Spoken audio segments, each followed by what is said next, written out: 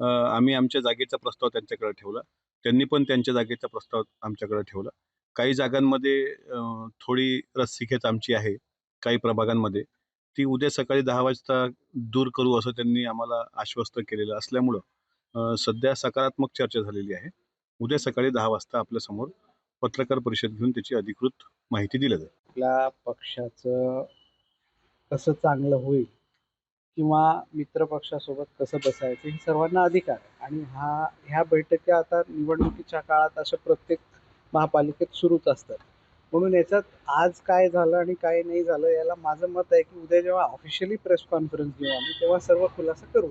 आणि ही बैठका खऱ्या अर्थाने कार्यकर्त्यांसाठी आहे. मी तुम्हाला दुपारी सांगितलं. कारण की आमच्या याच्यामध्ये काय पक्षाचं काम करणं आमची जबाबदारी आहे आणि सातत्याने तुम्ही पाहत असाल की तिन्ही पक्षामध्ये कार्यकर्त्यांची जेवढी ओढ आहे त्यांना न्याय देण्यासाठी ही आमची सकाळपासून चौथी बैठक आहे. भारतीय जनता पार्टीसोबत झाली, राष्ट्रवादीसोबत झाली आणि तुमच्या समोर होत आहे. कदापि आता आणखीन तुम्ही गेल्यानंतर आणखीन एखादी बैठक होऊ शकते आमची.